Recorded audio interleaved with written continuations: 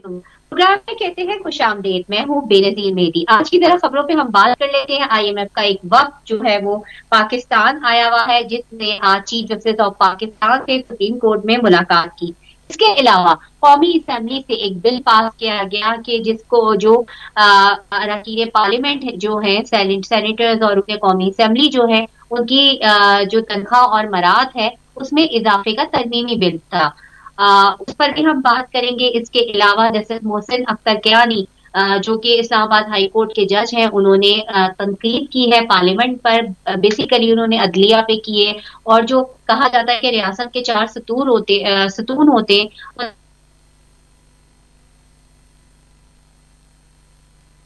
हम बात करेंगे। और पीटीआई के मुज़ाकरात पर भी हम बात करेंगे। बैरिस्टर गौहर ने आज कौमी असेंबली में ये बात कही है कि जो की तरफ से हम दफन कर चुके हैं। तो आज की ये तमाम तर खबरें हैं, इस पर हम बात करेंगे। हमें ज्वाइन किया है माहिर कानून राज अली वाहिद ने।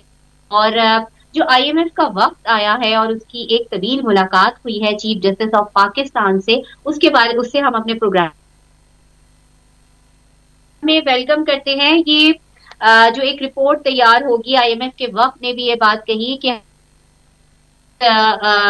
पाकिस्तान के जो दौरे पर आए हुए हैं उसमें हम ये देखेंगे कि कवानीन पर कितना अमल दरामद हो रहा है। और चीफ जस्टिस ऑफ पाकिस्तान ने मीडिया से बाद में बात की है और उसमें ये कहा है कि हमने उन्हें आईनी तरमीम, जजेस तकर्रुरी जुडिशल कमीशन का जो कयाम हुआ है उसके बारे उसके समेत दीगर चीजों पे जो है ब्रीफिंग दी है। तो आपको क्या लग रहा है कि ये जो आईएमएफ का वक्त आया है ये ठीक वक्त पे आया है, कि जबकि अदलिया जो है वो इतनी मुतनाज़ा बनी हुई है पाकिस्तान में?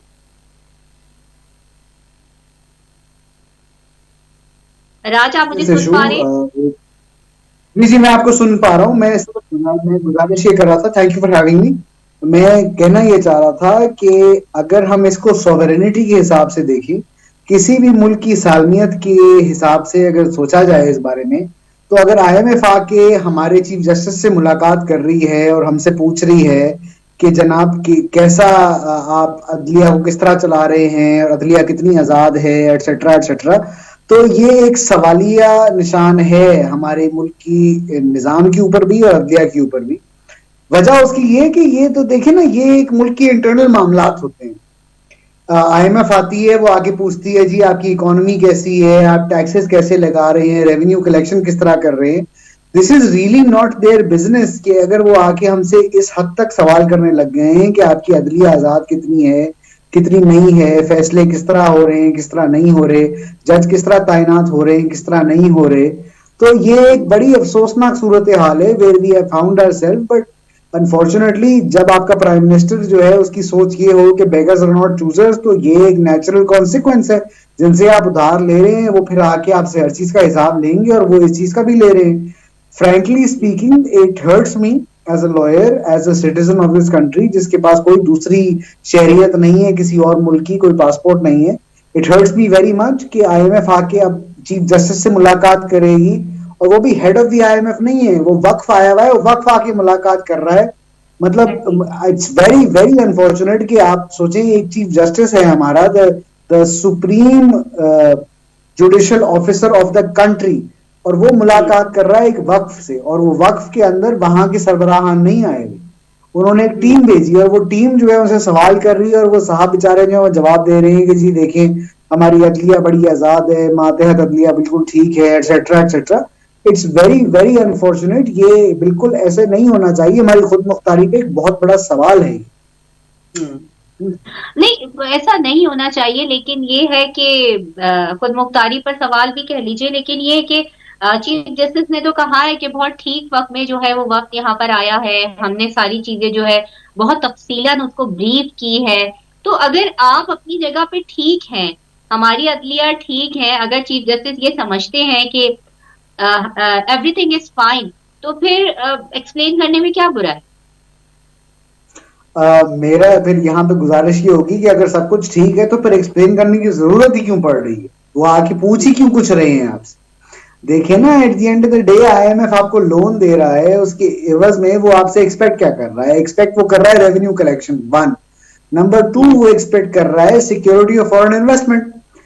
इस वजह से उनको मुलाकात करनी पड़ी, रीजन नंबर 2 की वजह से। देखिए फॉरेन इन्वेस्टमेंट जब आएगी तो उनके लिए ये जानना जरूरी है कि अदालतें आजाद हैं, क्योंकि अगर अदालतें आजाद नहीं हैं और अदालतें एग्जीक्यूटिव के मातहत हैं तो then the question is very simple कि आप अगर एक इंडिपेंडेंट इन्वेस्टर की इन्वेस्टमेंट को प्रोटेक्ट कर नहीं सकते अगेंस्ट द गवर्नमेंट, क्योंकि गवर्नमेंट खुद चूज करेगी कि कौन से जज उनके खिलाफ मुकदमा सुनेगा, तो फिर इंडिपेंडेंस तो आपकी गई ना जनाब तेल लेने के लिए, दैट देन डजंट एग्जिस्ट।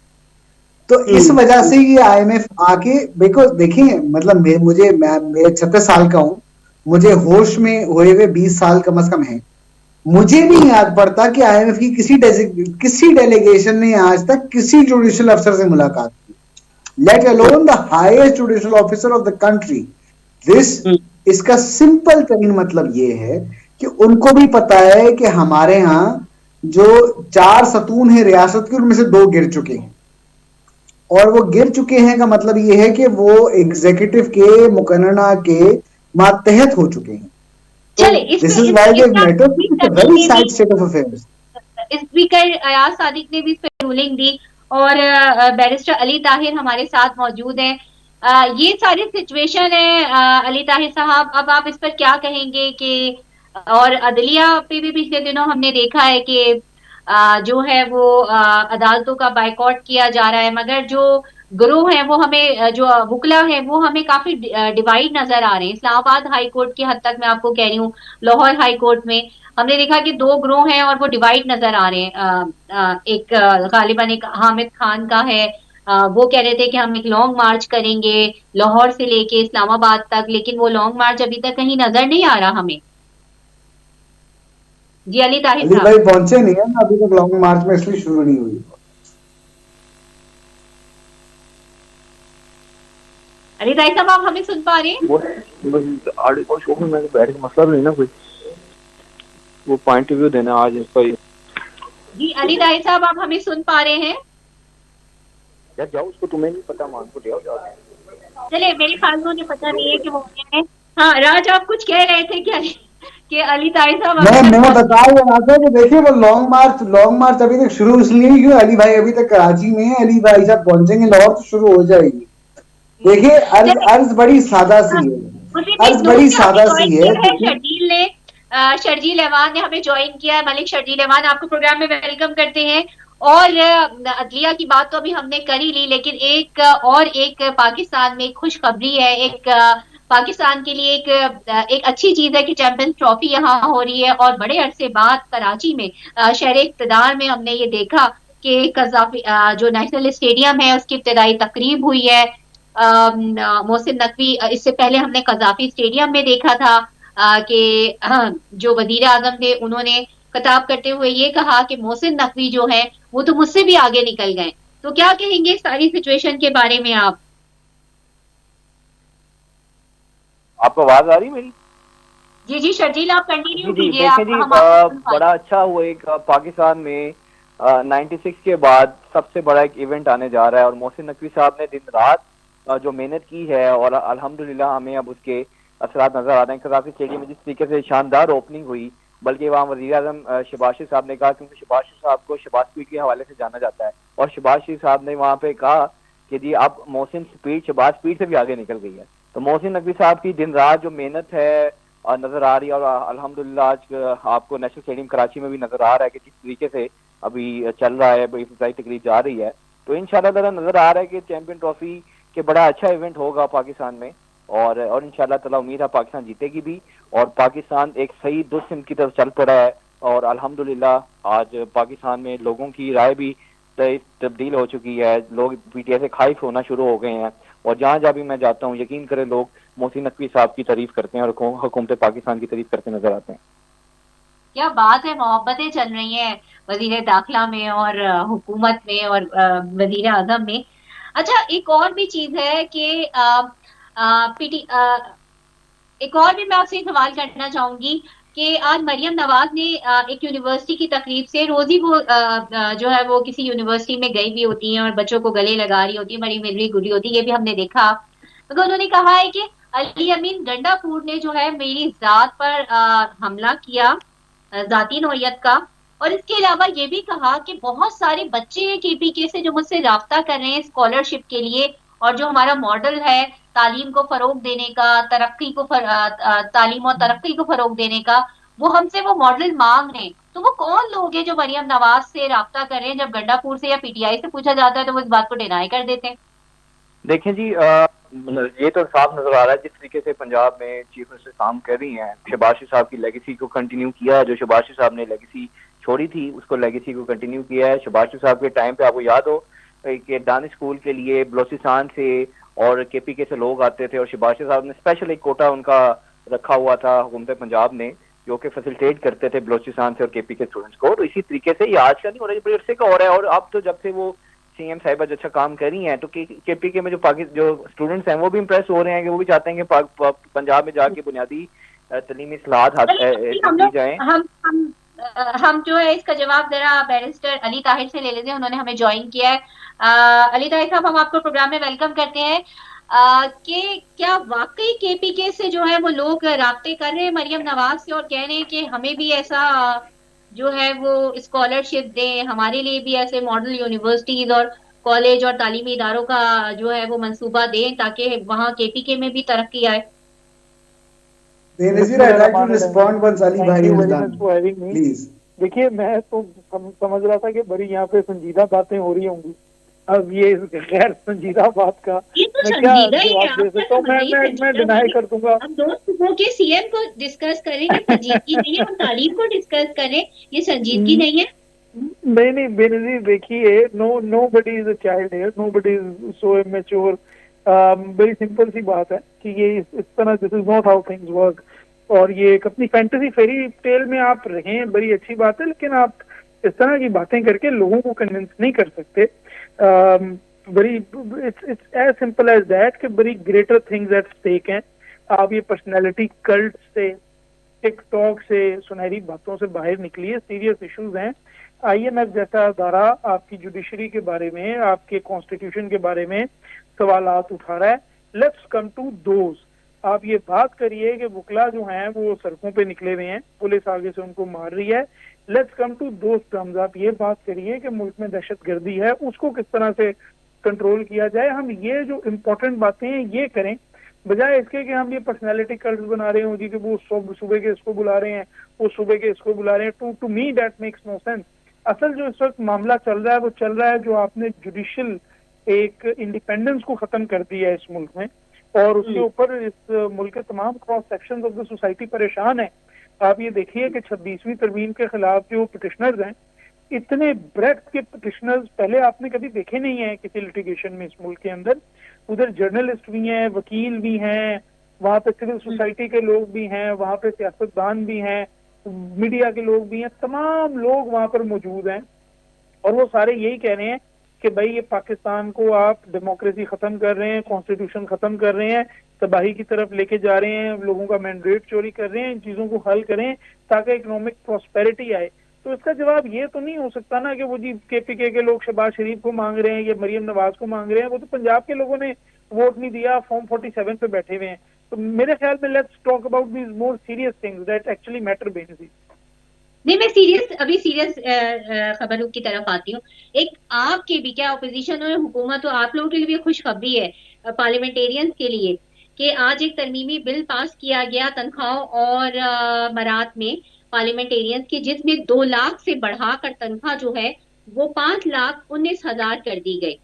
और स्पीकर ऑपोजिशन जो थी, ऑपोजिशन को पता था कि ये अहम तरीन बिल जो था वो टेबल होना था। ऑपोजिशन जो है वो फोरम पॉइंट आउट करके पहले ही वॉकआउट कर गई।